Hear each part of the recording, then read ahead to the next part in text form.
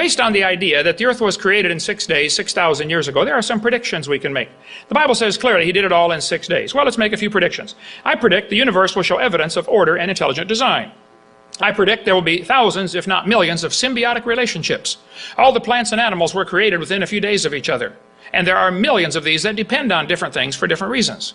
Symbiotic relationships, I think, defy an evolutionary explanation. I predict there will be limits to the variations that life forms are able to produce. The Bible says they bring forth after their kind. You may get a big dog or a little dog, or a wolf or a coyote or a dog, but you're going to get the same kind of animal. Now, somebody might decide to call it a new species. Okay, I'm not using the word species. It's the same kind of animal. There are limits to the variations. Any farmer that raises anything from corn to cows will tell you there are limits. Sure, there's varieties, but they're limited. Okay? Lots of dogs in the world might have had a common ancestor. A dog. Okay? I predict, based on, that does not prove dogs came from a rock 4.6 billion years ago, by the way. Okay, I predict there will be a purpose to life. We were designed for a purpose. I think I know what it is.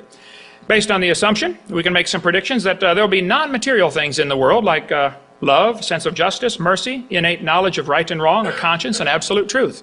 Those things can be found. They do exist. I predict there will be a way to find the will of the Creator, such as messengers speaking for Him, or maybe even a book telling us how He created it and why. I predict there will be an afterlife where we face the Creator to give an accounting for everything we've ever said or thought or done. That's going to be a fearful day. Then I believe, before the flood came, the Bible teaches people lived over 900 years.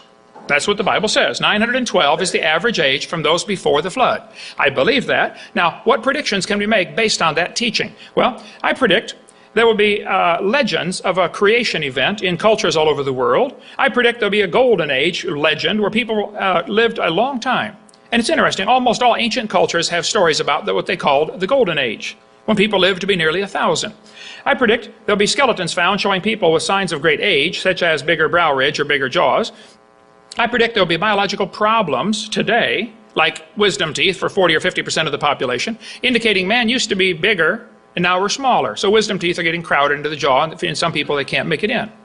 I predict since we are a copy off a copy off a copy off a copy off a copy off a copy off a copy of the original, there are likely to be a few biological problems with this generation.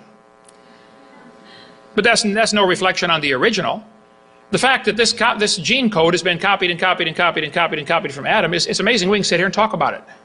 Okay? It must have been really good in the original. I predict there'll be a universal longing for things to be restored to the Garden of Eden.